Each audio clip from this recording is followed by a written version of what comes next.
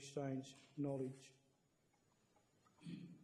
Firstly, I need to say that our court, our heart, and our wirin, our spirit, is very sad, sore, heavy and tired as we continue to lay our mort, our people, to rest. Our elders, our families, and our young people who have gone before us, many too soon.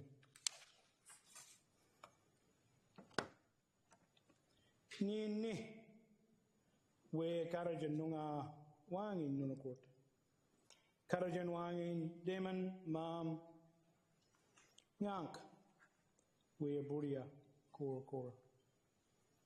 So here, as we sit here tonight, we're reminded that as Noongar people, we were given our knowledge through our old traditions from our grandfathers, our grandmothers, our fathers and mothers, and Noongar bosses from long ago. This is our ancestors' land from the dreaming, our homeland of history. My ancestors, my grandmothers, my grandfathers, they're very happy to see you in this place because they have travelled this land for many, many thousands of years from the beginning, and it's the path of my ancestors that I follow. My grandfathers, my grandmothers, my mort, their spirit and their spirit ancestors, they look over you, they protect you like a Nyungar while you're here on this place, Nyungar Budja. Dr. Tracy Westerman, on behalf of our Nyungar old people, I would like to say that I'm very pleased and honoured to welcome you here this evening as we learn and share knowledge from you. Additionally, to those who are survivors of the stolen generations, I acknowledge each one of you and your families for your presence, your dignity and your strength, and I pay my respects to you. Also, on behalf of Rob's family, I've been asked to respectfully acknowledge the passing today of Rob's uncle, Uncle Sam Diner, who was a highly respected Nyungar elder and who was resolute in speaking up about the injustices of the past that was inflicted upon the stolen generations, the children, of the stolen generations. And I've been asked to share a little story about Robin meeting Uncle Sam, his uncle, for the first time. And it goes that his uncle Sam was at Sister Kate's, visiting there, and he heard the children calling the name Dinah. And he asked about this, who that child was.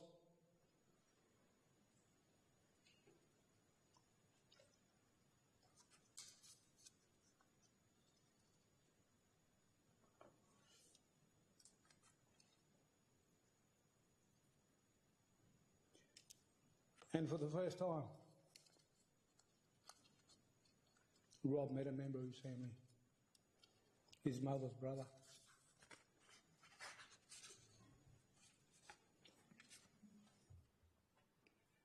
So, as we welcome you here today, the protocol is given by a traditional owner as an opportunity to formally welcome people to their land, to our Budja. The protocol is an act of a representative of traditional owners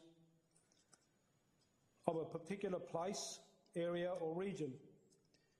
It's an acknowledgement of respect for traditional owners, respect for people, respect for rights and respect for country. The land, waterways and cultural significant sites are still very important to us as Noongar people.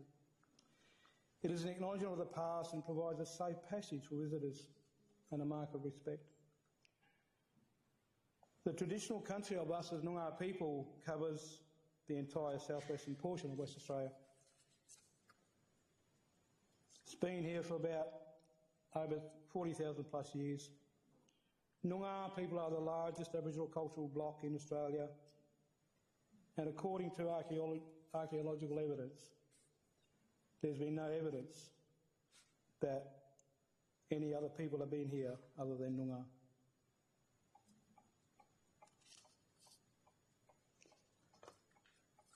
So we need to acknowledge the Noongar nation, others who belong, who live in this country, in this Wajak Buja. We need to acknowledge Amangu, Yuwid, Wajak, Binjarab, Badandi, Baladong, Nyaki Nyaki, Willaman, Goreng, Biwilman, Menang, Goreng,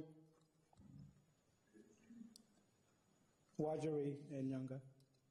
Each of these language groups correlates with different geographical areas with ecological distinction. So, whilst the effect of European settlement has been profound, many significant aspects of Noongar culture and society has been retained and is still practiced by Noongar people today. In closing, I'd like to reiterate, Naach Jurupan, Nunuk Jini, Naach Noongar Wajak, Buja, Nala Yarakan, Nalak Jurupan, Wanju, Nunuk, Ngala Noongar Wajak Buja, Nijangala Morts Buja, Kora Kora, Nijangala Kala Buja, Kora Wangin, Yan, Ngala Jurupan Mort, Ngala Buja, Kora Wangin Kedla, Ngala, Yaki Nyalak, Nunga Nidin, Nyalak, Nyalak Ngan, Kaya, and thank you.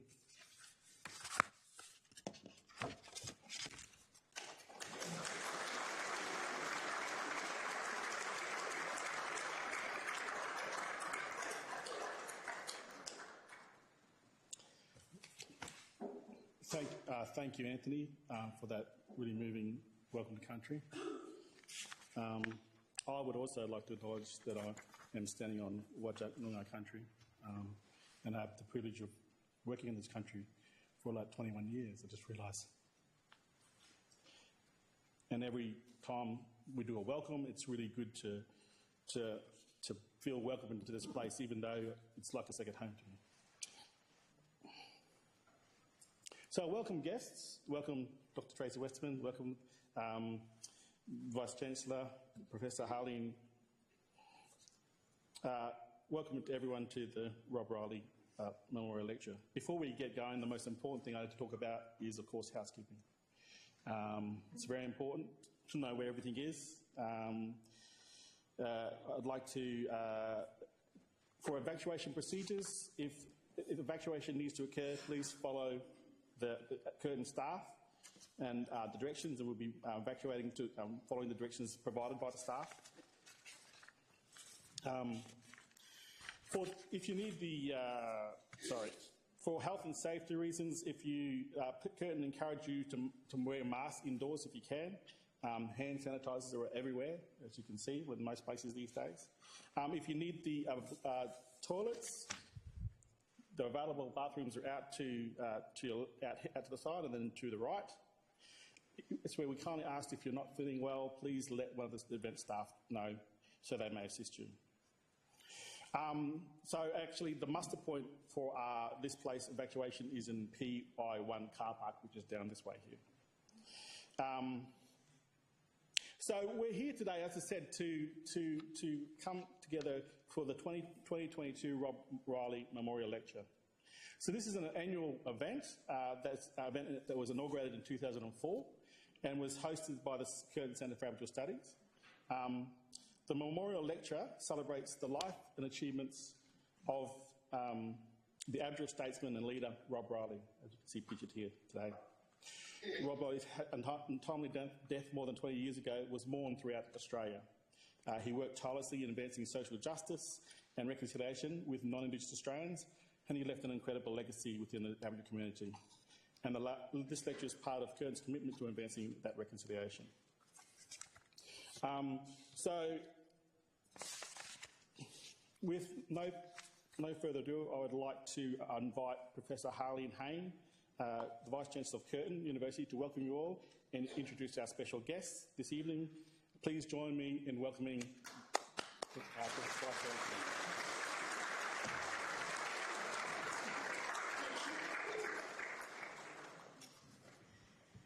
Kaya, it is with deep respect that I recognize that we are gathered on Whadjuk land this evening. I pay my respects to senior elders and knowledge holders of all First Nations people in Australia.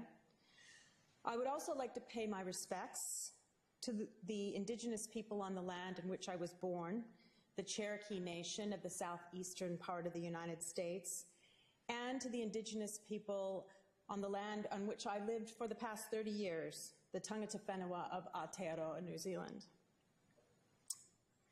Now, as a newcomer to this country, I recognize that I am still learning.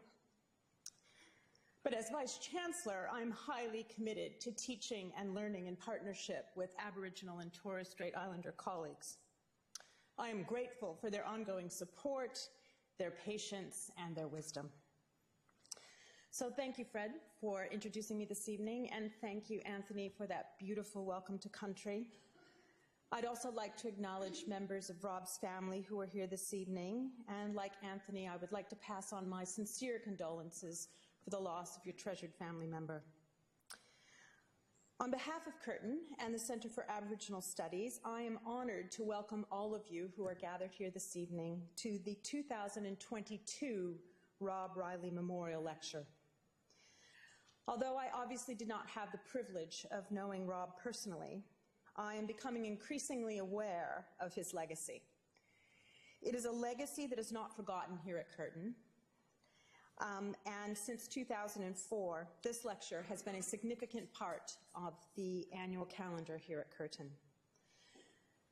Now, as everyone who is gathered here this evening will know, Rob worked tirelessly to advance social justice and reconciliation.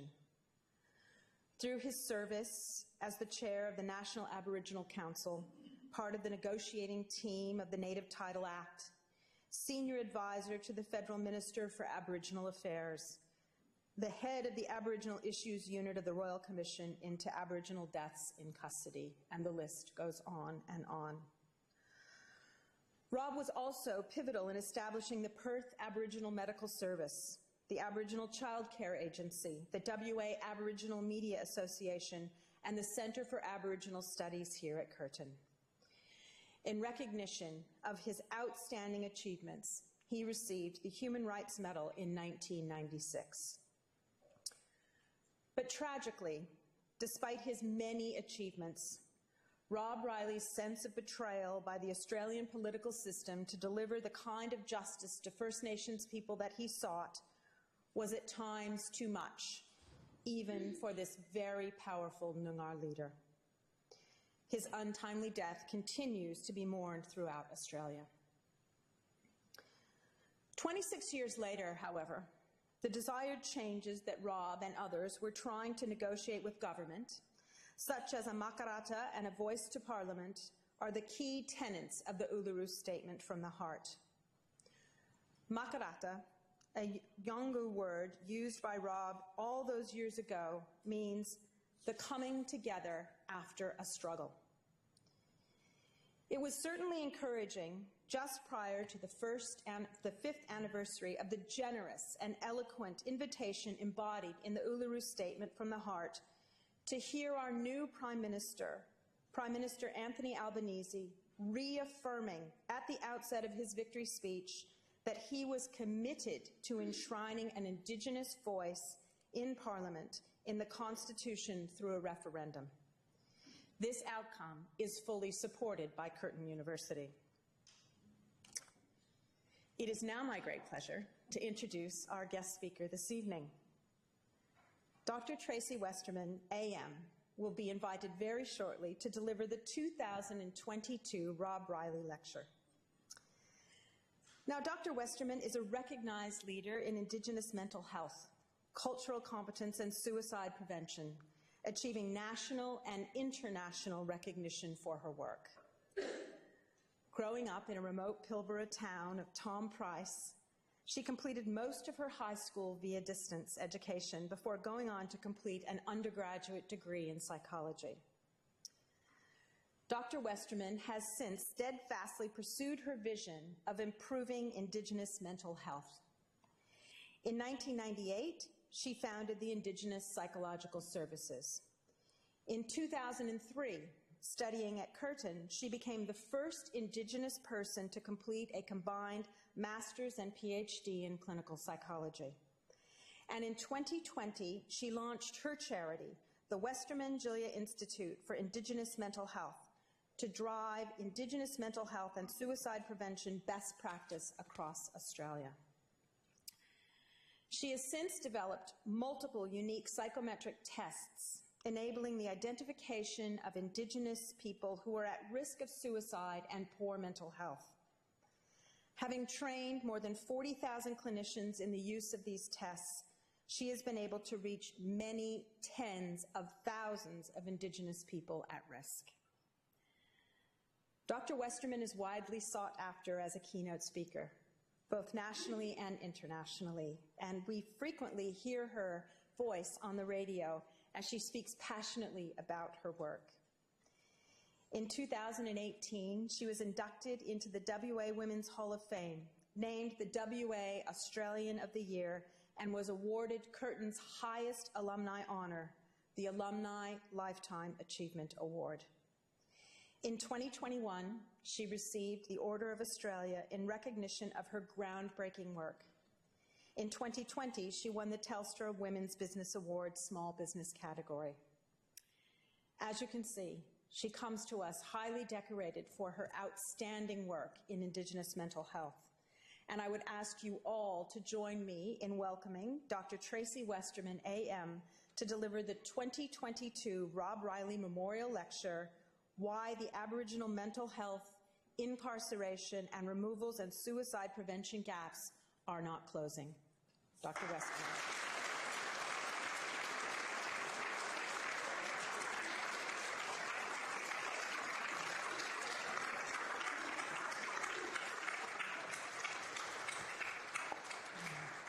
I must say that was a very impressive introduction. Thank you so much for that. I'd like to begin by acknowledging that I stand tonight on unceded Whadjuk Noongar country. I'd also like to acknowledge my beautiful Nyamul people from the Pilbara region of Western Australia, who I'm told it's 35 degrees today in the Pilbara, so I'm sure we all would probably prefer to be there than this beautiful weather that we've had today. Anthony, thank you so much for that wonderful welcome to country. I know that you Rob, so closely, and I know that it was very emotional for you, so thank you so much for that. It's so important also that us as visitors to Noongar country are welcomed by Noongar people as the rightful and spiritual custodians of the land in which we stand. Distinguished guests, ladies and gentlemen, I'm so honoured to deliver the 2022 Rob Riley Memorial Lecture tonight. I acknowledge Rob's family, who are obviously our most important guests who are in attendance tonight. I'm one of the countless who drew inspiration from Rob, probably long before I even understood what leadership actually meant. To be honest, he taught me that leadership is about integrity over self-interest and the talent that you nurture because of it. That he continues to inspire so many of us is a legacy that we all aspire to emulate. I acknowledge those, including Rob's family, who have been bereaved by suicide. You are walking a journey of grief that must be acknowledged by those who have never walked it. I acknowledge your immeasurable loss, the life that was lived, and the complex and often confusing range of emotions that accompany this ever-present journey of grief. Tonight, in his memory, I acknowledge so many Aboriginal people in leadership who are so often, sadly, not acknowledged in the history of our nation and not celebrated in the history of our nation, who are too often overlooked, but who are the backbone of what we are now as Aboriginal people, capable of building from.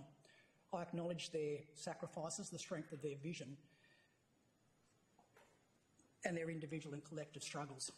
Social justice activists like Vincent Lenyari, who fought to protect black worker rights, Eddie Mabo, who fought for the recognition that this land was never ceded, never terra nullius, Charlie Perkins, who instigated the freedom rides, drawing national and international attention to the poor living conditions of Aboriginal people, and to strong women, so many before me, who I'm so proud to walk in the footsteps of, including my own mother. My own mother, Mavis Westerman, who, despite not being a citizen of her own country and had to go to Port Hedland Court to achieve citizenship of her own country as an Aboriginal woman, despite it, still managed to close the gap for all 5 of her children in one generation. She taught me that you can be born into disadvantage, but that need not limit you nor define you. She taught me that education can level out the playing field for so many of us that come from an unequal playing field. And in fact, education has taken me beyond any expectation I ever had for myself as a kid from the Pilbara who had a dream to become a psychologist. The litmus test of progress must always be that each generation struggles less than the previous one. My parents certainly did their job. They ticked that box. And now as an Aboriginal woman, I accept that it is my responsibility to ensure that the next generation struggles less than my generation did. As a country, we have both failed and succeeded on that measure. We have succeeded in the sense that we have significantly more Aboriginal people who are able to challenge the inequities and social structures that continue to create barriers for us as Aboriginal people. But where we have failed is that this generation has significantly less human rights than mine did. Cashless welfare cards, the Northern Territory intervention, alcohol restrictions and the fact that we continue to lock 10-year-old children up in prison is an indictment on us as a democracy. And on those and to those like Rob who fought so hard for our freedoms, these policies are having a devastating mental health impact on Aboriginal people and are irrefutably linked with escalating rates of suicide. I've taken on a big agenda tonight, and some of you who know me reasonably well know that I tend to bite off a little bit more than I can chew. And I hope that we're going to be able to we're covering off a range of topics tonight. And I was told that I had 30 minutes allotted, and I said, forget that. That's not going to that's not going to happen. So get comfortable and strap yourself in. We're in for a bit of a ride tonight. And being from the Pilbara, of course, and being a psychologist, my middle name is Tracy Haverchat, related to my mum, Mavis Haverchat. Okay.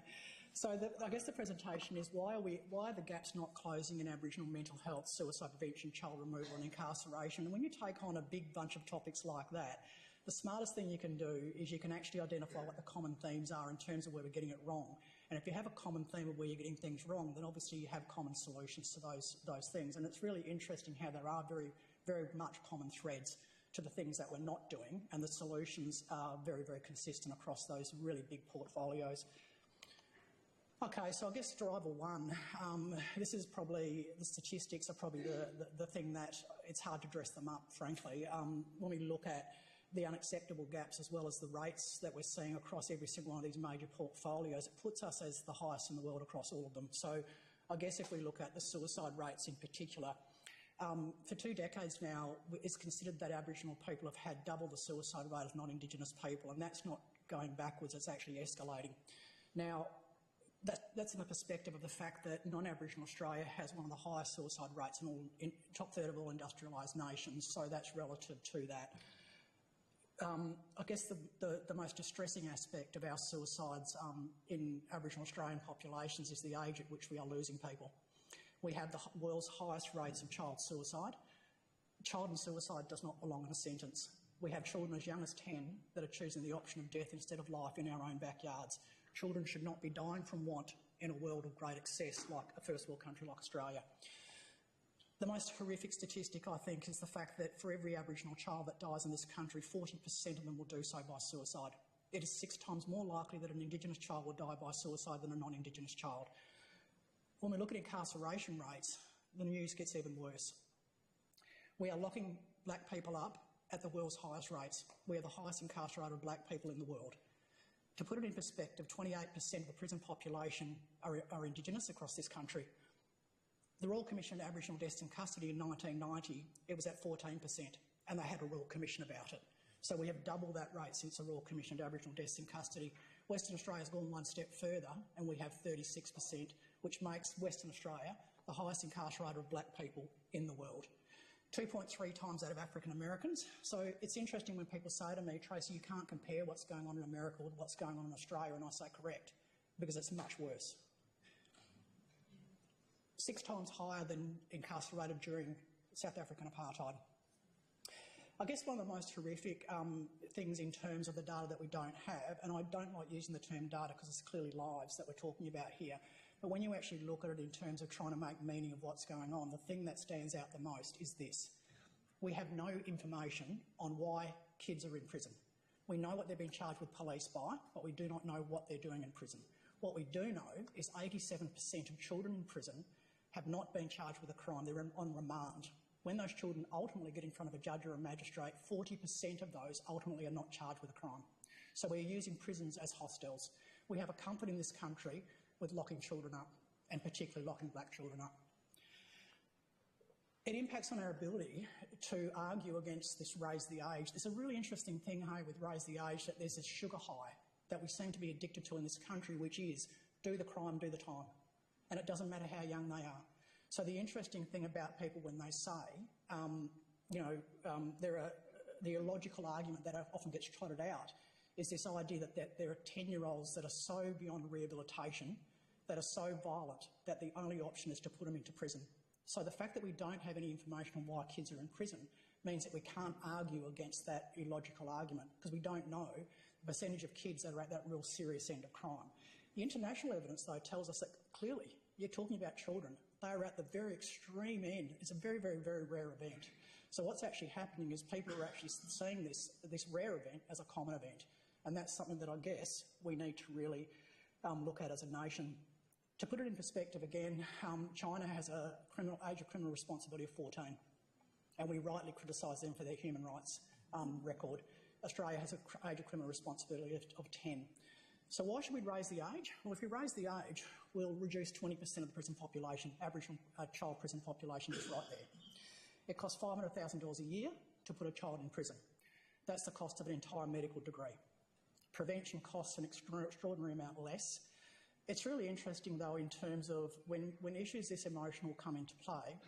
I'm ultimately a scientist. So what I say to people is that you need to defer to the best available evidence and the best available science. And this is what the best available evidence tells us. The strongest predictor of future criminality is its early normalisation through a prison sentence. I have yet to see a child psychologically, emotionally better off and in terms of contribution to society as a direct result of a prison sentence. If we raise the age, it also means that government have to do the heavy lifting of prevention. The easy lifting is to send a kid to prison. The heavy lifting is to prevent kids from being in prison. Most of those children, as we know, come from trauma backgrounds themselves. So kids are actually being criminalised for what are situations where they are born into that often are outside of their control. Deal with the compromised attachment of parents, prevent children from going into prison. Seems pretty logical, doesn't it? Okay, we'll look at child protection. I've had a little bit of media about child protection recently, some of you. My head was in witness protection for a little while there, but that's okay. Okay, in child protection, I guess the worst data is child protection is the future pathway to pretty much everything, the pipeline to everything. It's the greatest predictor of access, of contact with the justice system. It's the greatest predictor of sadly, suicides. So we need to fix that as our most important focus. 57% of kids in care in Western Australia are Aboriginal. Okay. Nationally, what we're looking at is 11.5 times the rate. So as an Aboriginal child, you're 11.5 times more likely to be removed from your family than a non-Aboriginal child. And there's some really interesting statistics around this in terms of what we know drives this. Clearly, racism drives a lot of this. When you have overrepresentation to the extent that we're seeing, the system cannot possibly have it correct. It's just not possible. Now, mental health. This is the thing, I guess, that as someone who has spent my life in mental health is something that is an extraordinarily unacceptable gap that we need to really fix urgently, and we are fixing it, so that's the good news. We don't have any data on mental health prevalence. We just don't. We don't know how much depression there is in Aboriginal populations. We don't know how much anxiety disorders there are. We don't know suicidal behaviours. I can't actually tell you what percentage of Aboriginal kids in prison have trauma, for example. That limits significantly any opportunities for early intervention and prevention. It limits our ability to mobilise a workforce commensurate with need. The other thing too, the World Health Organisation says our best opportunity of reducing the burden of disease is day one, your first job, get your notepad out, your first job is to define the problem. So if you haven't defined the problem, then there is no problem. How can you close a gap if you are not measuring a gap? So that's something that needs to be urgently fixed, because essentially what we then can then do is measure program success, if you like, against what we know to be rates of depression, rates of suicidal behaviours and so forth. So I guess what are we measuring? Well, probably many of you in the audience see once a year or a couple of times a year where you'll get the classic clickbait headlines that actually say this many Aboriginal children have been removed, this many children, this many Aboriginal people are in prison. So it's literally just demographic data. So every single year we track demographic data, and that's all we do. Now, as a psychologist, I'm interested in the things that I can actually focus on that can reduce the likelihood of people ending up in prison, reduce the likelihood of people becoming suicidal, reduce the likelihood of people ending up in the child protection system. Demographic data is not something that I can therapeutically alter. Does that make sense to people? So the thing is, what we're doing is we're just tracking demographic rates, and then everyone has the hand-wringing and all those sorts of things, but it's completely useless to me as a psychologist in terms of what I can prevent. So I guess that's why the title of my presentation is, how can we close the gap if we're not explaining the gap? Makes sense? So what I actually know in the general population, people will go, why are there so many Aboriginal kids in care? Why are there so many Aboriginal people in prison? Why? And if we can't answer the why, then we're not actually doing our job. So technically what we refer to this as psychologists is we refer to this as determining causal pathways. Now this is really critical because we haven't done this in Aboriginal Australia, but we're doing this as part of my Western Virginia Institute, which I get excited about, but I'll talk about that later. Okay, so causal pathway looks like this. This is the theory, this is the logic applied to it. If I eliminate a cause, I eliminate the end result. So if I eliminate what I know to be a causal pathway to suicide, my opportunities of eliminating suicide from the general population is actually pretty good. If we look at the example of suicide, if we spotlight this as an example, because we haven't actually determined the why, a couple of things have actually occurred, and that is we often confuse risk factors for causes with devastating outcome. So many of you will be aware of the recent Fogliani inquiry into the 13 suicide deaths of beautiful young Aboriginal children in the Kimberley. That was the fourth government inquiry that's been had specifically focused on suicides in the Kimberley. Governments love inquiries. They love inquiries. Aboriginal people feel as if we've been heard and everything essentially stays the same, right? Suicides have continued to escalate despite 4 successive government inquiries, and the reason why is because coroners don't understand Aboriginal culture well and they don't understand fundamentally the things that are causative of suicides. So they often confuse causes with risk with cause.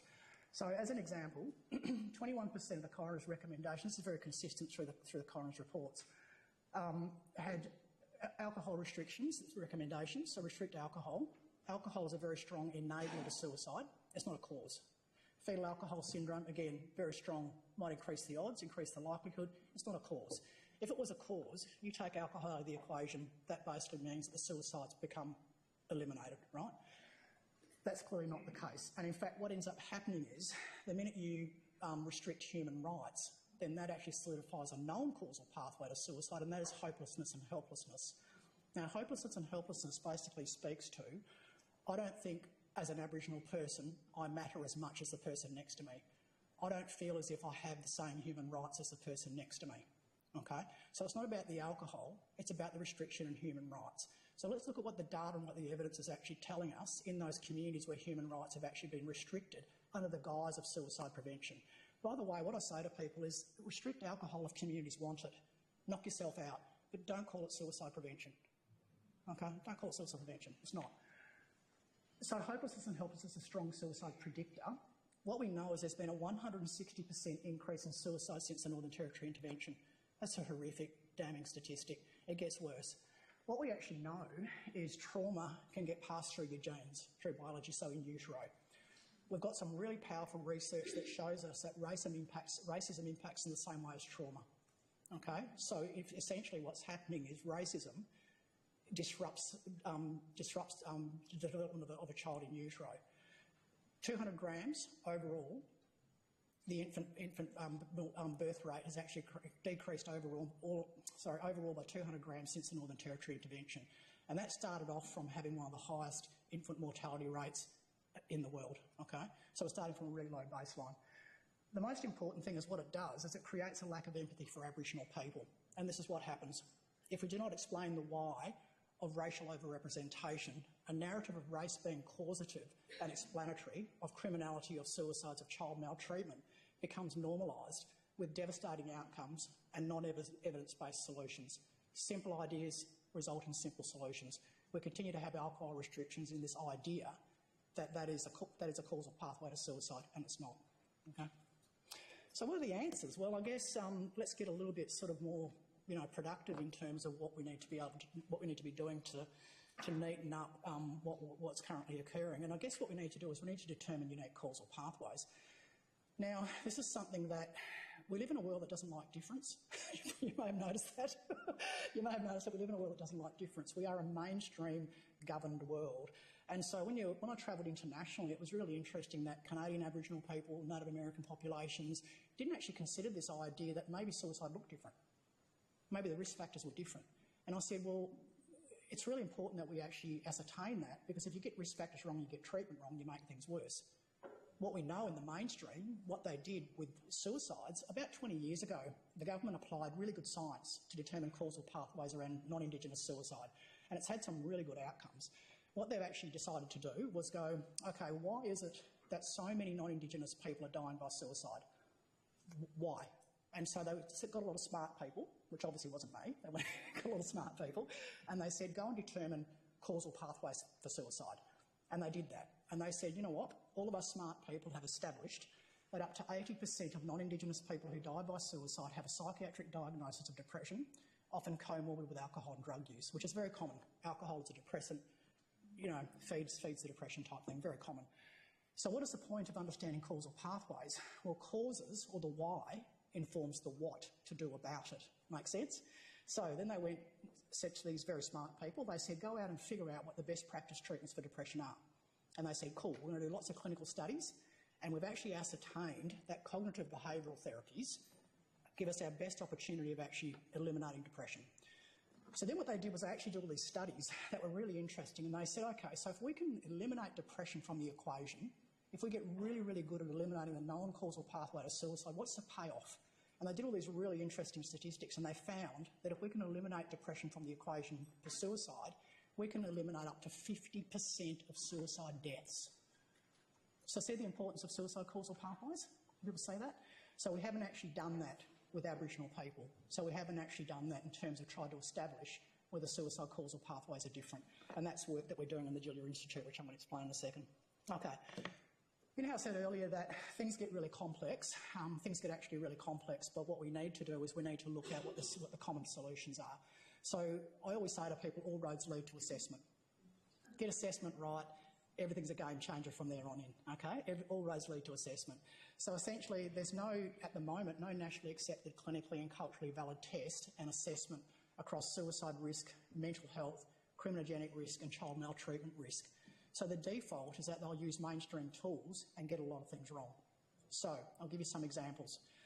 Mainstream assessments actually conflate risk with cultural difference and do not address Indigenous specific risk indicators. So I'll give you some really practical examples you guys can probably relate to. For mental health, it's very common, I guess, that as Aboriginal people we have spiritual visits. It's a very common thing that we have spiritual visits of people who passed away. When you actually use a mainstream tool, that actually misdiagnoses a culture-bound syndrome. That actually misdiagnoses psychopathy, okay, because of cultural difference. The other thing we know is that depression tends to get overdiagnosed, and that's predominantly because of this really interesting thing that's called the yes syndrome. So as Aboriginal people, and we're all nodding already, as Aboriginal people, we endorse negatively phrased questions. We say yes to negatively phrased questions. Mainstream depression inventories are quite negatively phrased. So essentially what you're doing there is you're tapping into a cultural difference in communication. Child protection gets worse. We parent our kids very differently. Okay? The whole mob raises the child. Kinship parenting. From the outside perspective, that looks like neglect. That looks like chaos. So you have a child who's being parented by multiple mums and multiple dads and so forth. They'll go in there and do a child maltreatment risk assessment using a nuclear family concept of mum and dad, right? And what they're doing is they're actually applying that to Indigenous people, and that's actually conflating cultural difference with risk. Now, to really provide evidence for this, 79% of substantiated abuse with Aboriginal families is neglect. which is the most significant issue around cultural biases that you can have. So that's basically looking at things from mainstream eyes and getting it wrong. Okay, criminogenic tools. Interestingly enough, there was some really powerful work. A recent Supreme Court decision over in Canada, actually 2017, where a lot of the criminogenic tools, and this criminogenic tools, all they do is they identify risk for future criminality, right? A lot of the tools have Aboriginality as a risk factor, and essentially what that means is Aboriginality alone puts you into a high-risk category. Now, in Canada, they outlawed a lot of these tools because essentially they were saying that it's racist. You know, you can't actually say that. So that's the US versus Canada outcome. The other thing too, I can't therapeutically alter Aboriginality, right? I can't, right? I can't. It's not a therapeutically alterable thing, right? So what I can do is I can therapeutically alter the things that actually increase the likelihood of people, you know, engaging in violence or engaging in criminality, absolutely. But we need to establish that first, okay, for us to be able to know what to do. So I guess some of the good news is that about 20 years ago, I decided that I was going to develop unique assessment tools, and everyone who was anyone said don't do that, just adapt an existing tool like everybody else always does. And thankfully I didn't, because what I knew was that, look, I didn't know we were going to find differences, but given the payoff in terms of establishing causal pathways and then that informing treatments and all the things that we've talked about, I thought it was probably worth checking. Right, it's probably worth checking. So we found extraordinary differences, which I want to go into in a minute. So the Westerman Aboriginal Symptom Checklist for youth and adults, over 3,000 adults and youth have been screened across Australia, which gives us information that we've never had in Australia before. You know, this is really exciting stuff. We're literally discovering the Holy Grail every day. 40,000 clinicians have been accredited, which means that we are now, in the Julia Institute, my charity, developing the first uniform national database across Australia. So we'll be able to tell Alice Springs what's going on. We'll be able to tell, you know, Port Hedland what's going on. We'll be able to tell Far North Queensland what's going on. This is a game changer in terms of actually closing an unacceptable gap. So now we actually can measure off that gap in terms of program success, mobilising workforces, ensuring that programs are focused on the right things, and developing a database of evidence for what's working. It provides us with a global first opportunity to track Indigenous-specific suicide risk reduction. And the reason why it does this, and the suicide death information, I don't like saying data, but information, comes out when it's quite, it's gone through coroners, so it's often quite old. And it sounds, that's a horrible thing to say, but it's actually quite old. So we actually don't know what's actually feeding into the suicide suicide rate at all. Now, because my tools are actually look at risk reduction, that's more immediately able to be responded to. So we can track suicide risk reduction against a suicide death rate. Hopefully you're following me. And essentially what that means is a global first opportunity because we've got unique assessment tools. So no one else has this in terms of internationally as well, which is kind of the exciting stuff. We're going to be able to figure out what's going on, how to treat it, and how to evaluate the impacts. Okay, so what unique assessment tools provide? Well, basically they determine a different nature to suicide. Depression looks different. If you get risk factors wrong, you're going to miss a lot of stuff. So even depression looks different, risk factors look different. Interestingly enough, with our suicides, 64% of our suicides are highly impulsive. They're highly reactive to interpersonal conflict, which is basically what we're saying, which is very different to depression, to the non-Indigenous rate, which is mostly around depression.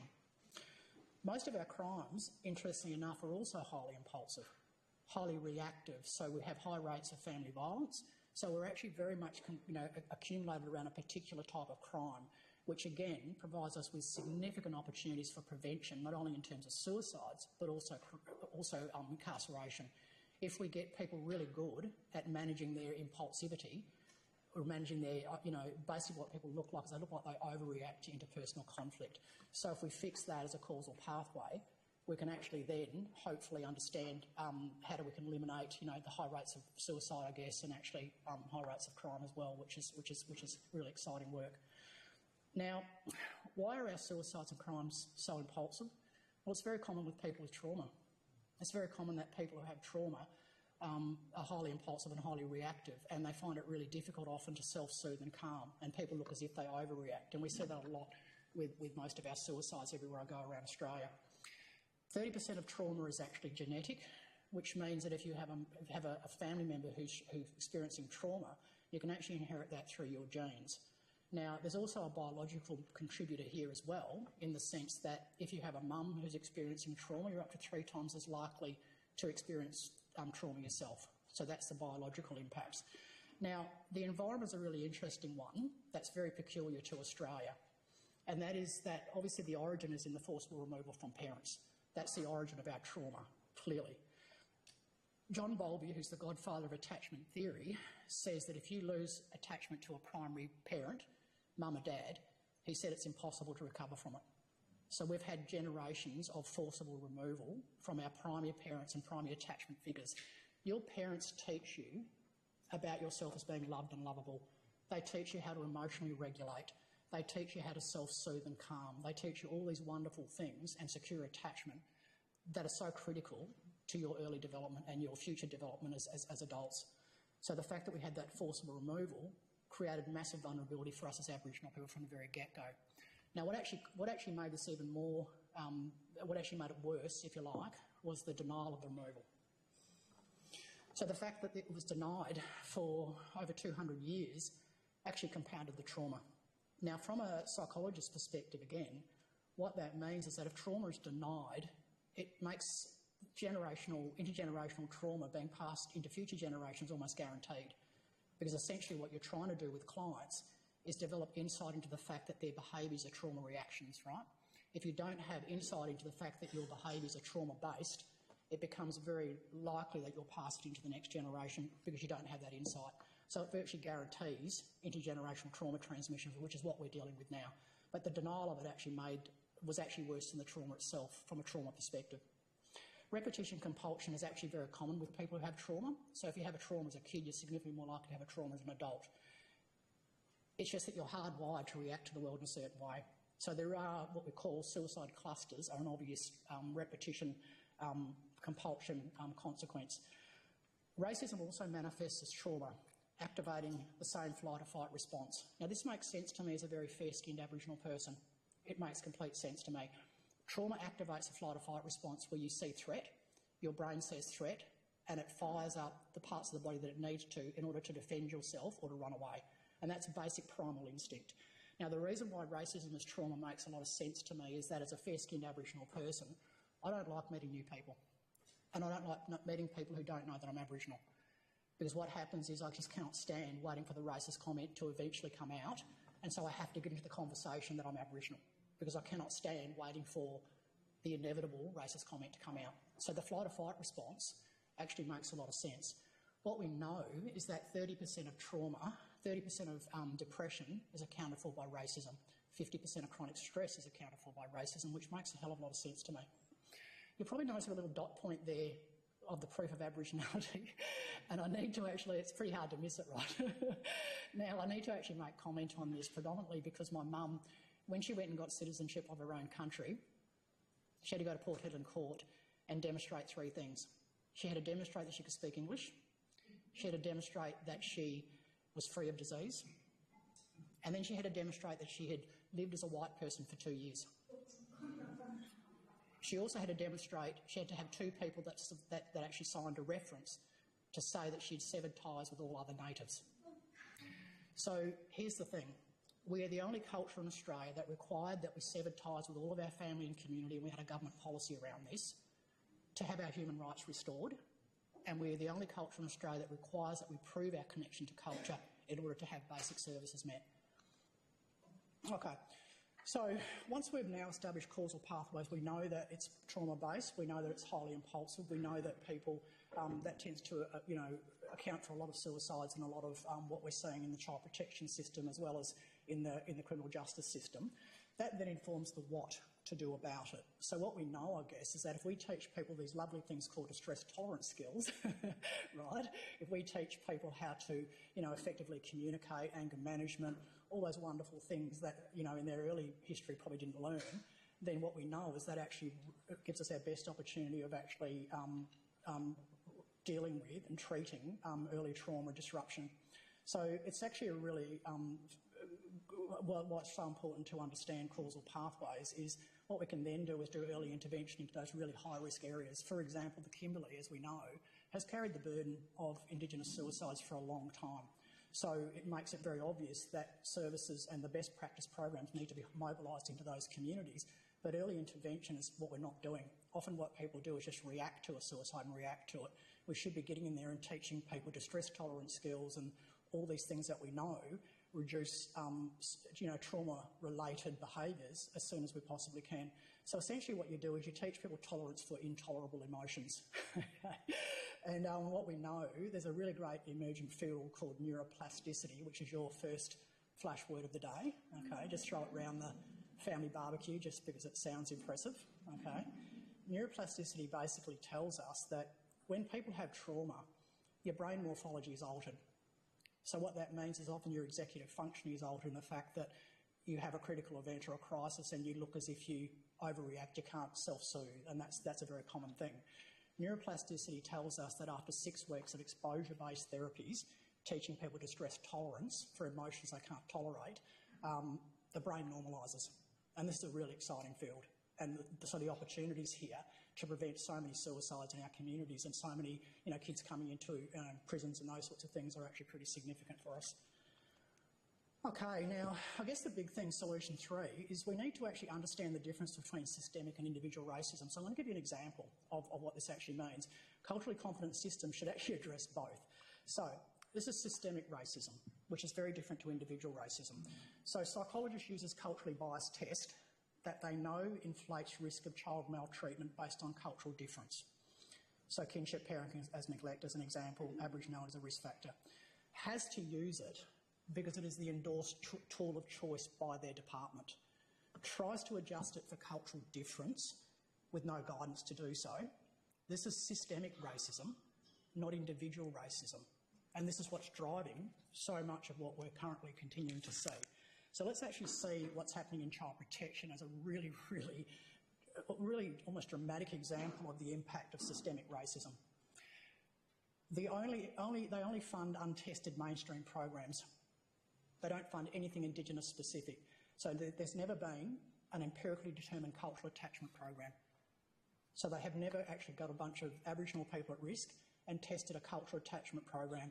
There's some incredible stuff they do with high-risk non-Indigenous families who have compromised attachment because you pass it into your future generation. That's a pipeline into, you tend to get generationally at-risk families, and that's what they've done, which has just been incredible work.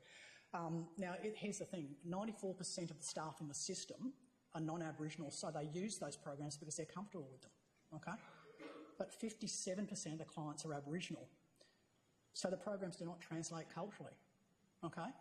Now, here's a really damning statistic. 80% of client engagement in intensive family therapy programs are non-Indigenous families, okay? The result of which is I actually trolled through 11 years of child protection data, literally got it out of the library because I was interested in what was going on. The result is there's been a 119% increase in Aboriginal child removals in the past 10 years, and that's trending upwards.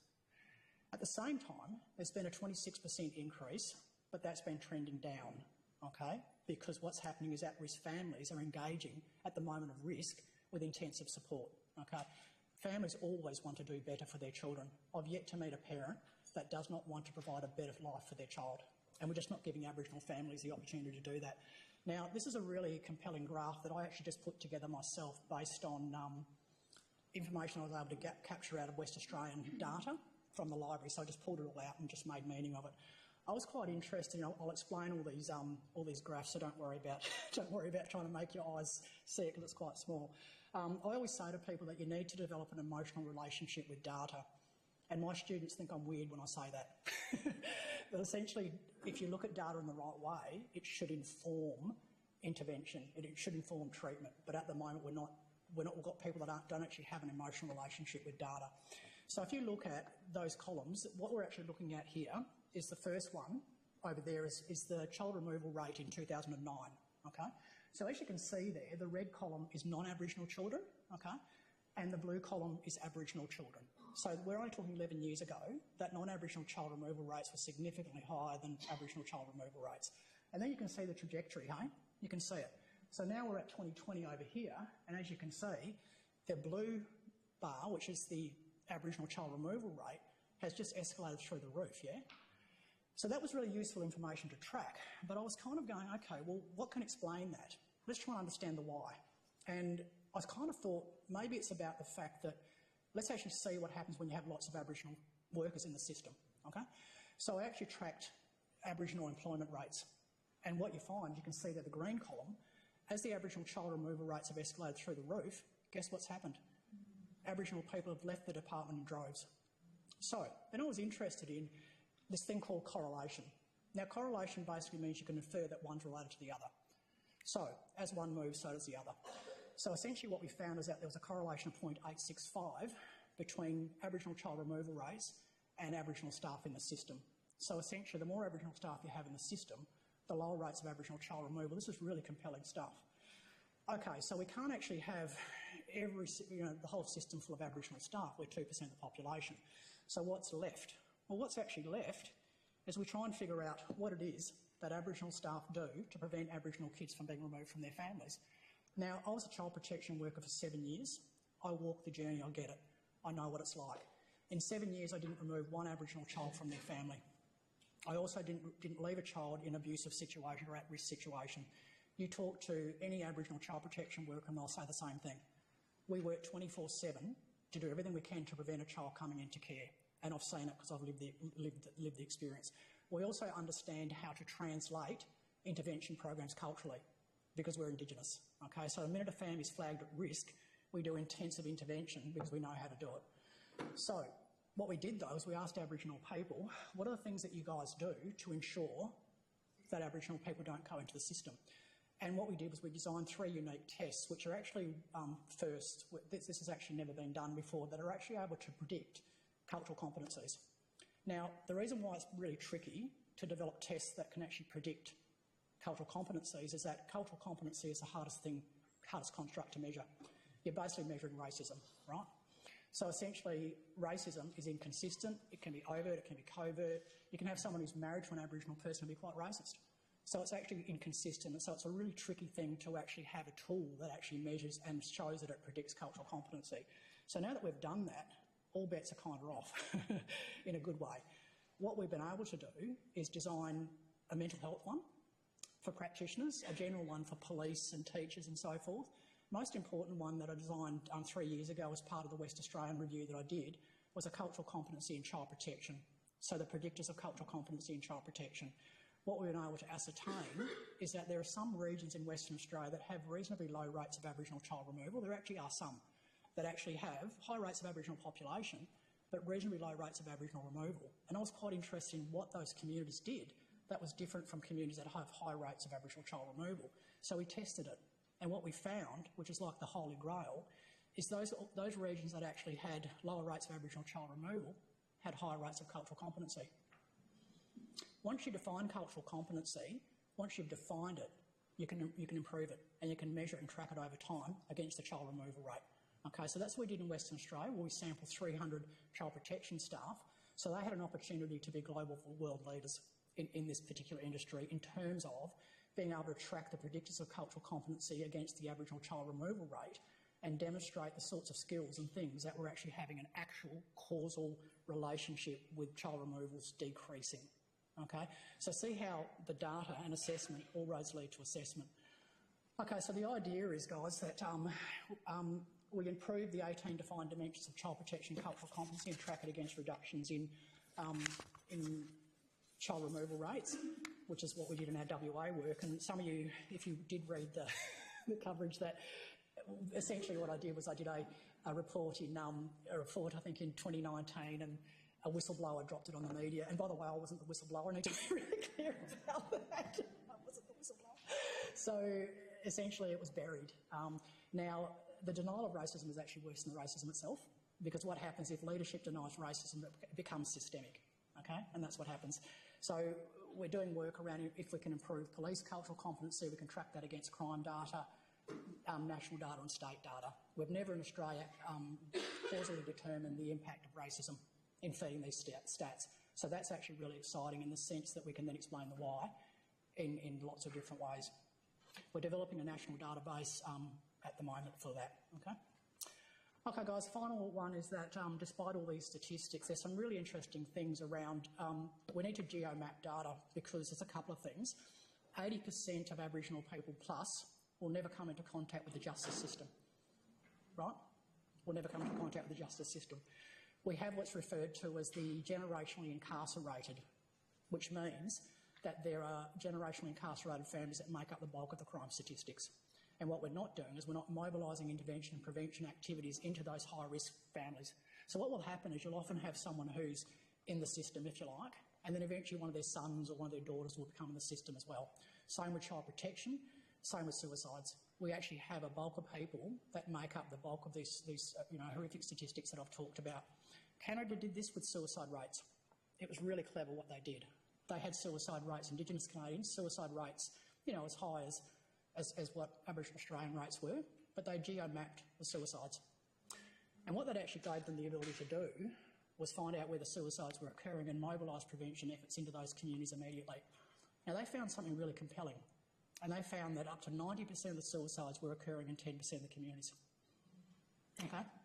Now, I think we're going to find something very similar in Australia. If you look at the top half of Australia, it would light up like a Christmas tree. And in fact, if you took the Kimberley out of the equation, the suicide rate would almost fall to commensurate with mainstream. Okay? So if I was a politician, I'd be looking at funding 3 different types of intervention. I'd be funding universal intervention of things that we just provide as information, raise awareness, that sort of stuff. Selected interventions when you go into communities that have been exposed to known suicide risk, and then you respond to the impact of that exposure to risk based on assessment. The next intervention that we don't fund anything around is this thing called targeted intervention. And that means you go into people who are actually saying, yes, I am suicidal. Okay? So the problem with focusing purely on universal awareness is that essentially what happens when people say, yes, I'm suicidal, they don't have the capacity to be able to respond to those individuals who are at extreme risk. So what we should be doing is we should be carving up the funding across those different tiers of intervention and sending them and mobilising them to our highest risk communities, okay? And then tracking the outcome of those programs against the suicide death rate, which is what we're hoping to do in the Julia Institute. So just one thing I want to just say before I move on to the next slide is not one government-funded program has demonstrated risk reduction across Indigenous suicide, criminality, attachment and trauma. That's pretty damning, isn't it? Okay, so let's now look at some solutions, some positive stuff to end with. Triggered by the Fogliani inquiry, which was the 4th inquiry into Indigenous suicide deaths, and I was an expert witness at a couple of them, and my frustration boiled over. I'm an Aboriginal person from the Pilbara, and I know that often our highest risk communities are our most remote ones, and then you throw culture into the mix, and often as psychologists we're not trained culturally. Psychology is actually a mainstream, it's predicated on a foundation of cultural exclusion, essentially. Okay? What would actually happen is what the coroner's inquiries all concluded was that our beautiful young children were dying as a result of what they referred to as system failure. And that means a lack of access to services. So I went, okay, I can fix this. I can fix this. So I picked up the phone that day and I said, I want to start a scholarship in my name and I'm even going to stump up the cash for it. So it's the Dr. Tracy Westerman Indigenous Psychology Scholarship Program. Now, the thing that's been really powerful about this is that once you actually start something that everyone says that's obvious, if we had 50 Indigenous psychologists in the Kimberley, we wouldn't be talking about the highest rates of Indigenous child suicide in the world, would we? We just wouldn't.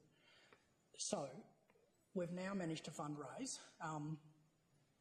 In just 18 months, we're funding 26 Indigenous psychology students nationally. We'll hopefully announce a further 10 on September 10th. September 10th is World Suicide Prevention Day, so that is the day where we have our World Suicide Prevention Day fundraising concert. And mostly the reason why we have it on World Suicide Prevention Day is because despite the fact that we have amongst the highest rates of child suicide, the highest rates of suicide in the world, Aboriginal people were invisible on World Suicide Prevention Day. There is no greater injustice than to feel invisible, than to feel as if your pain matters less. And in fact, what we do with the coroner's inquiry, 13 Indigenous children died by suicide. There was no marching in the streets. There was no call to action in Parliament. And in fact, what happened was, in the 18 months during the Fogliani inquiry, there were 2 questions asked in our upper and lower house of Parliament, including what was going to be done about it.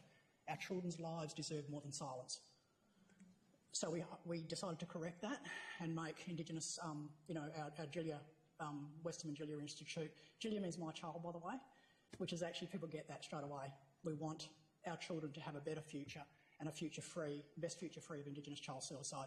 I personally mentor all of them, which is my greatest bliss.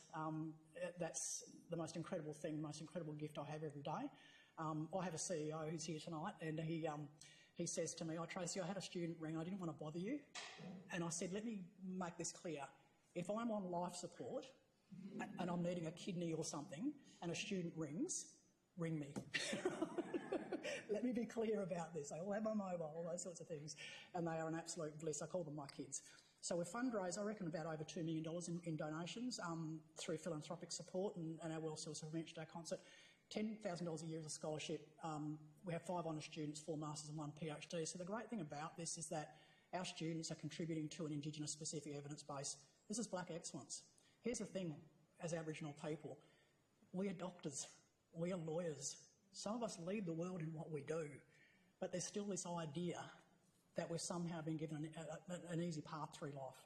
You know, and I say to my Indigenous psychology students, your job is that I can drop you in a room with any psychologist in this country and you can more than hold your own. And they say, bring it on.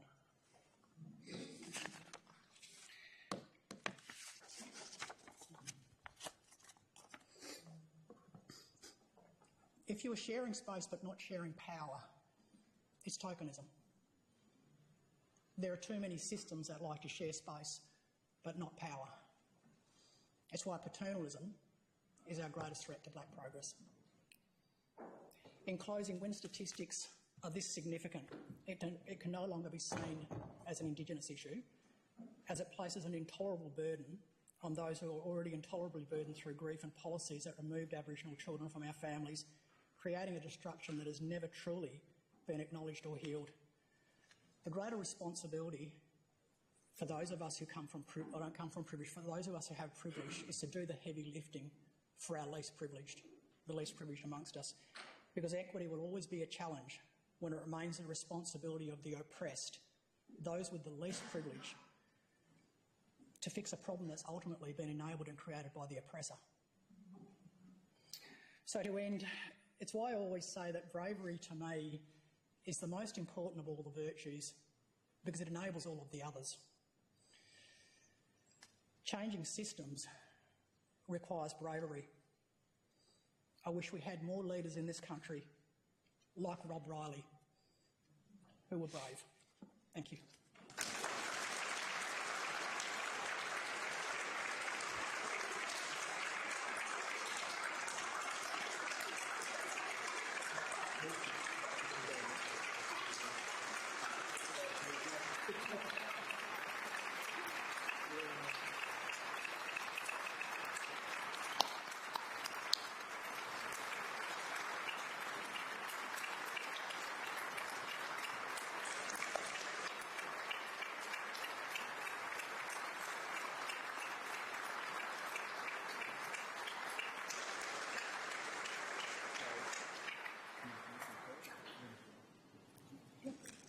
Actually, we'll do this right. You want to stand up. Actually, Tracy, before you sit down, sorry. We've got a gift, of course. There's always a gift. But thank you so much for your insights, Tracy. 21 years ago, I had the privilege of listening to you talk at the Institute of Child Health Research, and that sort of made my decision to go into mental health. So before you go, I'd like to invite you back to the stage one more time. I'd like to present you with a small token of appreciation. Thank you very much.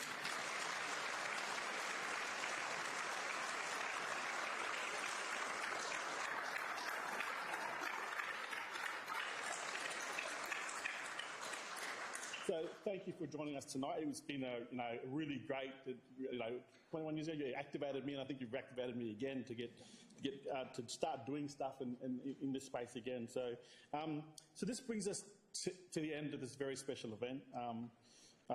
In memory of Rob Riley, I'd like to extend my thanks to Tracy and to Professor Harleen, and also the organising team that got all this together, family members here today as well. I'd like to thank our Auslan interpreters who've had them working tonight. Thank you very much. And thank you for all to all of our special guests here tonight, which you are all special guests. And thank you, everyone, and we hope to see you again next year for another lecture. It's really good to have them back in because we had a bit of a break there with COVID and such. But thank you very much, and thank you and good night. Have a good night.